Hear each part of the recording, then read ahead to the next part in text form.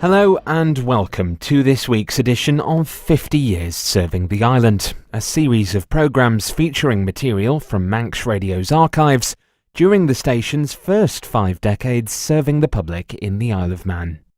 In 1968, Manx Radio was transferred into public ownership to become the island's public service broadcaster, and last Thursday, the 2nd of August, marked 45 years since the Summerland fire. Today, we revisit Manx Radio's regular documentary series, Perspective, to bring you an edition that was first broadcast in August 2013, marking what was the 40th anniversary of the tragedy. The programme was presented by John Moss. Manx Radio.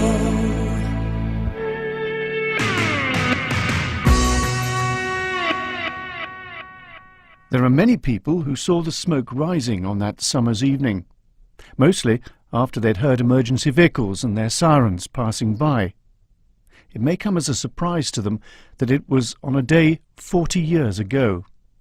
They may have then gone down to the promenade and gazed to the north, where the enormous square block that was to rival the beaches of Spain sat facing the sea. They will have seen the smoke, perhaps flames. If they were at any distance, they will not have been able to see any of the 3,000 people who had rushed from the building. They may, if they think hard enough, be able to place the date, August the 2nd, 1973. But how many could name any of the victims of Summerland? Francis Allen, Frederick Allen, Constance Atkins, William Avis, Anne Barber, Alan Barker, James Bennett, Beryl Bennett, Thomas Brady, Catherine Brady. 50 people died. Mary Boyd. Families were virtually wiped out. A mum, her 13-year-old daughter and 2 10-year-old girl twins. A number of couples who'd gone to the complex together. 17-year-old David Piper, he would have been 57 now, with perhaps grandchildren of his own. 13-year-old Jane Talon. Richard and Elizabeth Cheetham. They were the people who died in what must have been hell on earth in the lower levels of the great entertainment complex, many of them crushed against a locked escape door. Marcia Hughes, Stanley Kellett, Sean Kelly, Alison Little, Keith McEachin, Hubert Manning, Gladys Manning, Elizabeth Mackenzie, age 70. The Isle of Man has suffered disaster before. The Ellen Vannon sinking, the Winter Hill disaster. In both those, the vast majority of the dead were local people. In this case, most were from off-island, here on holiday, enjoying the facility which was the Manx answer to cheap flights to Spain and Greece. Alexander Stevenson, Jean Stevenson, Jane Talon, age 13, Anne Thistlewood, Kathleen Wilkinson, Gary Williams, aged 11, Betty Moulds, Beverly Moulds, aged 12, Deborah and Amanda Moulds, both aged 10. We never know when disaster could arrive. The Asian tsunami which came across a flat blue sea. Last month, disaster came in the night to a small Canadian town. Part of a train made up of 72 tank cars loaded with crude oil derailed in the early hours of Saturday, July the 6th, near the Quebec-Maine border. That ignited a huge explosion that laid waste to the centre of a lakeside town. Some 50 people died there. 40 years ago, on a summer's evening, 50 people lost their lives in Douglas. That too came out of the blue. Something that was unthinkable became all too real. Extraordinarily, one man was there, seeing and recording what he saw. He was a radio reporter, Alan Jackson, well known on Manx Radio before joining the BBC across the water on Merseyside. By a fluke, he had with him a small recorder, not a professional device, and seeing the fire start and develop, started doing what he was used to doing, report on it. I must warn those with close ties to the disaster, some of the recording may prove very distressing. Remember, at this time of the recording, it was not known that people had been trapped inside. Summerland, 4 decades after the fire. There's absolute pandemonium here, because Summerland is ablaze and blazing down. The fire is spreading very rapidly indeed. Alan, where were you when you first became aware of a fire at Summerland? It's an extraordinary coincidence, John. I was actually visiting someone who I didn't know, and they were having dinner in a hotel very near where the old Villiers Hotel happened to be, right along the far end, and I was sent upstairs to the lounge because dinner hadn't finished. So there I am, waiting upstairs in the lounge and minding my own business. This lady comes up with her friend. Her friend went to the window. I made small talk with this other lady who was an auntie of a pal of mine in the UK. And it was she that noticed a thin wisp of smoke over in the direction of Summerland. "Come and see," she said. So I went over to the window, couldn't really see it, but I thought, yes, well, OK. She said, "You're in news, you work for the radio, you'll be going over there, won't you?" Yes, I probably will. But you hadn't really thought of charging over there. You thought, well, it was a bit of bonfire behind or something like that? I didn't even see the thin wisp of smoke, Right. to be perfectly honest with you. But nevertheless, so we continued talking. With them having been delayed for dinner, John, it had gone on. The time had marched to about 20 to 8. Because the fire started at 7:30, so it was not long after. No. The fire itself, well, I don't know what... they say the fire started at 7:30. I don't know in relation to the night. But I was talking to this lady, have you been to the Laxey Wheel? What did you think of the museum? The usual stuff you perhaps ask of visitors.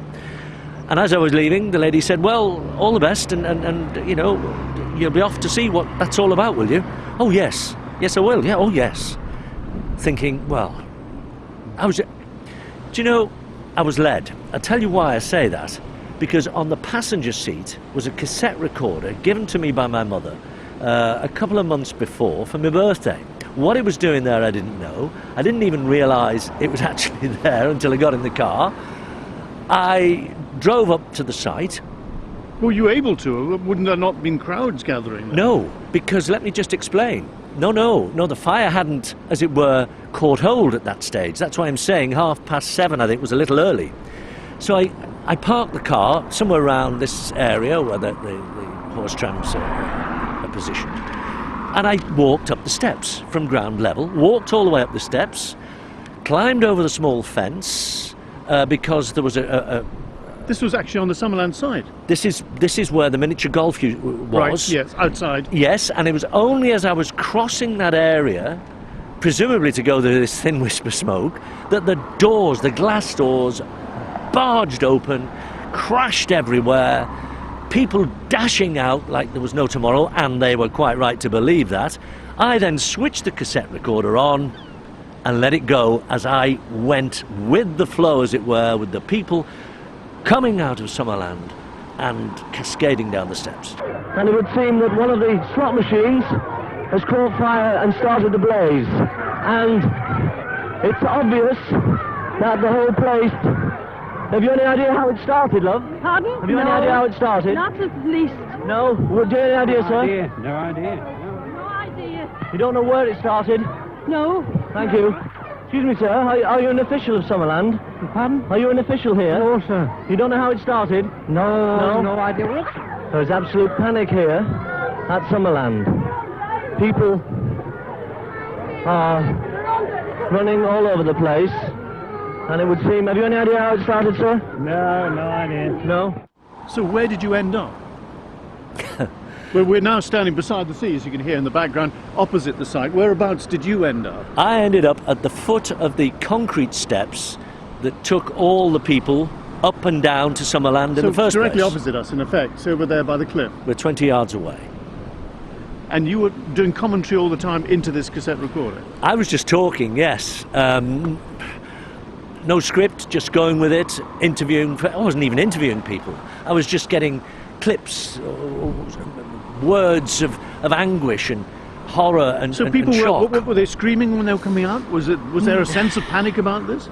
No, but there was a definite sense of urgency. Now, the word panic is subjective, isn't it? Yes, there was panic simply because they weren't hanging round. They were coming out very, very quickly. But then we had people going, "I've lost my shoe. Or where's my daughter? So suddenly, you see, people then realising that they are safe, if you like, from what was going on inside, but then suddenly coming to terms with, where's the fender hat? Where's my handbag? Yeah. So we're getting all of this happening, and the whole tape lasted 30 minutes because that's what the cassette was. But could you see the fire at this stage? The fire as we know the fire, the big enveloping fire? At that stage, no. So it just shows you how quickly it caught on. The fire engine has just arrived. Well, the fire people are here at the present moment in time, and it looks as if most of the people are getting away very safely. Well, the problem is now it's really belching away. Oh, there's fire brigade at the top now. There's another fire engine coming along. Here comes the police now. The heat is starting to build up now, and we're a good 100 yards away, at least 200 yards away from the flames, and the heat is starting to build up even as I speak to you right now. It looks as if there's no hope for Summerland, without a shadow of a doubt. People are calling all over the place, looking round for children, and families are split up. But this has obviously come as a shock to a great number of people. As far as I was concerned, I was then on ground floor level, having been whisked there, if you like, by the various multitude of people coming out of those doors. So when did the authorities start organising things? I don't know. It's funny you should say that, because whilst I'm going round talking to the people who are on ground level, and you'll hear from part of the tape that was made, at some stage during that 30-minute dramatic documentary, for want of a better description, the sound of police and fire engines can be heard in the background. Right. And that was the first time that I was aware that they were around, even though it might have happened before then. What happened there? I don't know, we had to jump from the top floor to the next one. You had to jump, did you? Was it what started the panic? I don't know.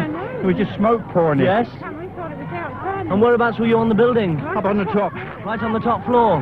Is all your family safe? You're all right, are you? We don't know. We You don't know who she girl. belongs to? She was nearly getting trampled on Oh, her. you're all right, are you, love? Yes. Yes, good, We don't good. know her name. No, well, the place to go will be the Douglas Police Station, or indeed any police officer, or indeed just to Where was the fire? hang around. This is the thing that... Get away from it. Yes, indeed, keep moving. Yes, there's lots of children coming down with other people, you see. Lots of children are coming down. They are handling them. You're all right. No. There are lots of people coming down. You're all right, my love. Are you all right?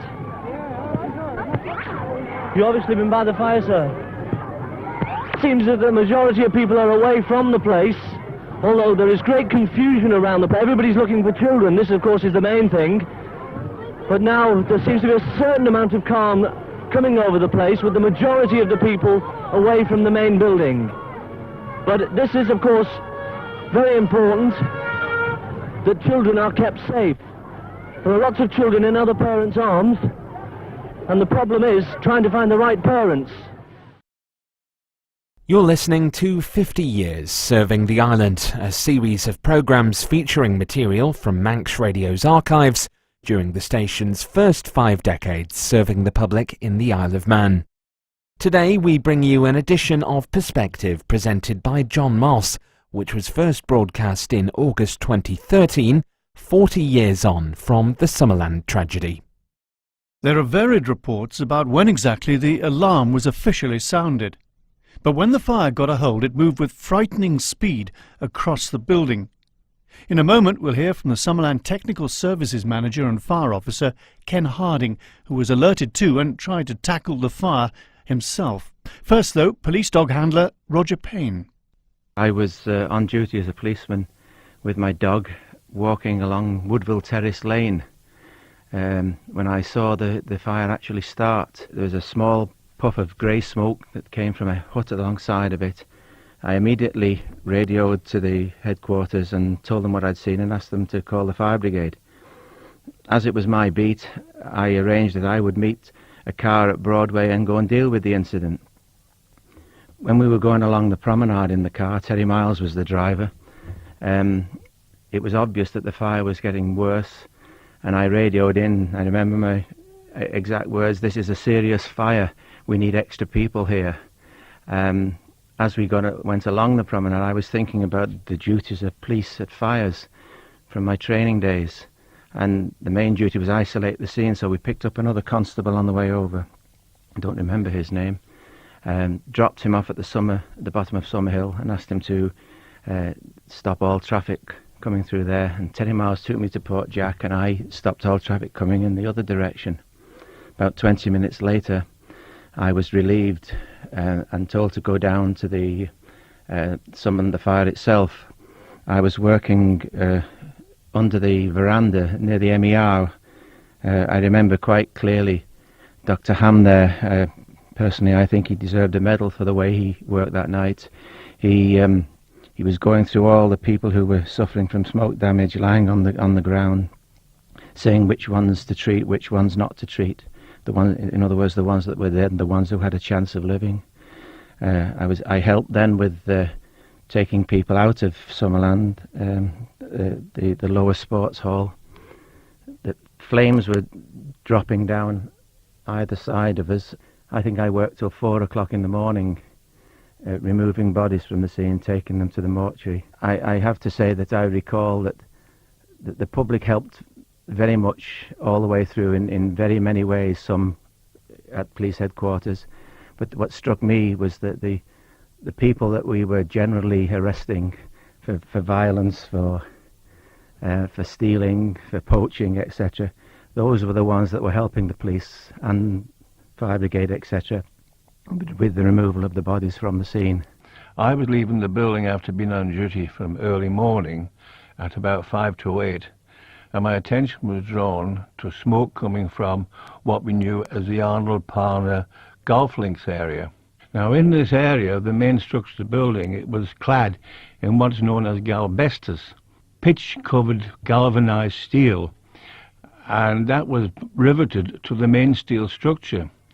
I noticed as the boys were trying to contain the fire with the hose that the steel was expanding and the galbestos plates were buckling, and the wind was blowing the flames interior of the building. Now, I knew inside the actual structure at this point was lined further with 3x2 studding, which held the inside wall. I realized that if this went on fire, something really serious was going to happen. So I left the boys with the hose and tried to give them instruction to pull the thing away from the building, but the heat was so intense we couldn't get near enough. So I returned into the building and went up into the show bar area, the actual bar area of the show bar, smashed a hole in the wall and took a hose from the nearest point and pushed it into the wall to try to contain the fire from the top with this single hose. You must remember the hoses were not what we would accept as a fire hose. They weren't much more than garden hoses, only inch bore rubber. And we'd had a problem earlier on in the season with this area with low pressure. I went back into the show bar where there was 200 odd people sitting, and I instructed the manageress to evacuate the premises immediately. Now, in them days, it was acceptable that a key to all emergency doors could be placed in a glass box in the vicinity. I immediately went to the glass boxes, took out the keys, and got through the crush to do this, and it was a bit hard going, and opened all the doors, and everybody then started to emerge from the building and run down towards the bath exit. There was panic in one area where the key could not be located, but I knew where the key was, and I got the key, opened the door, and people did flood into the baths area. Now, it's always concerned me why a lot of people, well, most people in actual fact, who died were gassed. The cause of this was the main refrigeration system for the building had one compressor behind the garden bar on the same level as the show bar. This compressor supplied gas, freon gas, through copper pipes around to various cooling points in the show bar and the bar areas. Now, I'd had experience with freon gas as an engineer at sea, And I knew that under circumstances of heat or flame being near it, it burnt and turned to phosgene. So by the time I got back to the ground floor and round to the back of the building, the fire brigade said, don't go in, there's a very severe gas in there.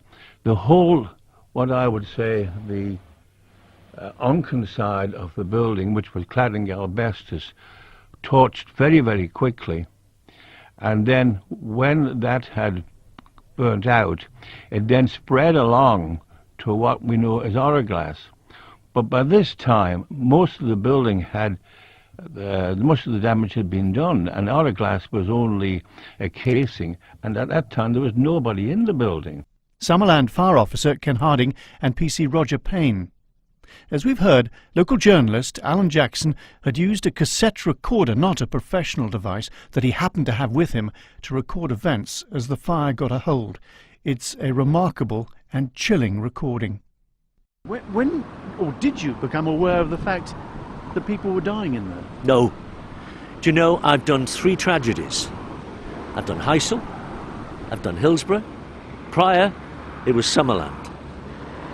I never mentioned it once, because after a certain time, I'm only proposing that it might have been, say, 20 past 8, 25 past 8, because I'm working on this half-hour syndrome, you see, with the tape. I remember it all going quiet. And you're thinking, everybody's out. Not for 1 second did you think, there's people trapped in. Is there people trapped? Where is everybody? Because you're thinking, maybe there's other outlets, and everything that we've seen and I've witnessed isn't necessarily everything that actually happened.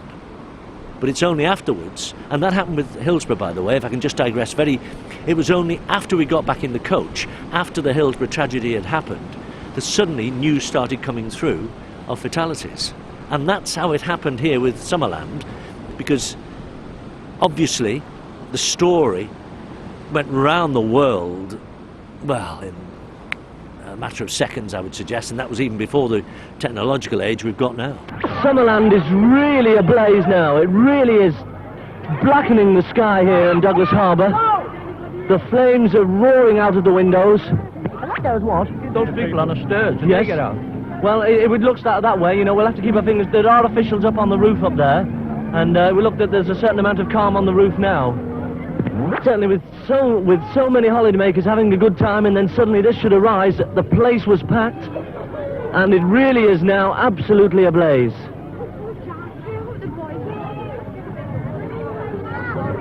As I say, there is a certain amount of calm on the platform stairs going up now. The officials seem to have...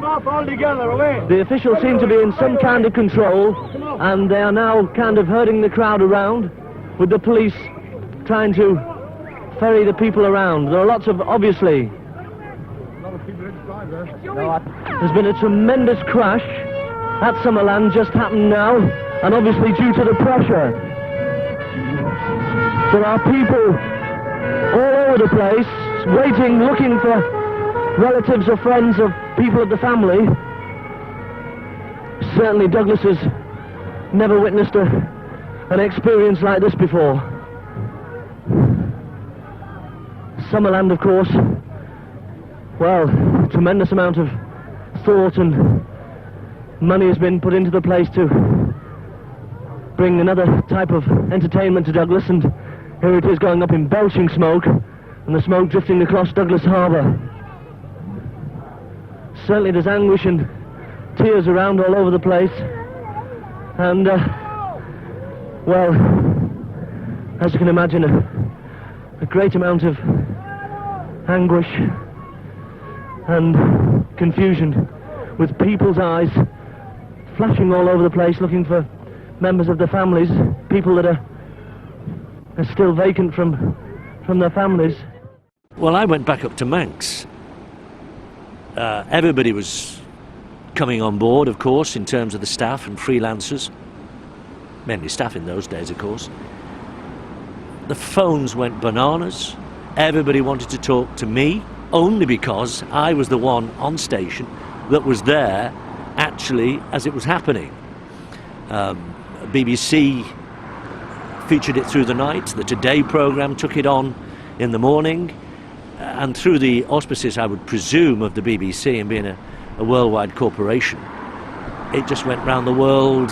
As soon as they put it out, it travelled. Do you think about that occasion 40 years ago? I mean, do you wake up sometimes and the pictures flash through your mind again? At the time, it's almost surreal. You wonder, how did I get here? What actually did I say in those 30 minutes? What did other people say? It becomes a blur, to be honest with you. It unfolds slowly. It's not something that happens in a split second, or happened in a split second. I have to say, I recall it in detail, but because of the job I was in then, and over the years subsequent, it doesn't linger. It happened, I was there, as I have been in other situations throughout my career. And it's something that never leaves you, but you put it in its place. Alan Jackson. This has been Perspective. I'm John Moss.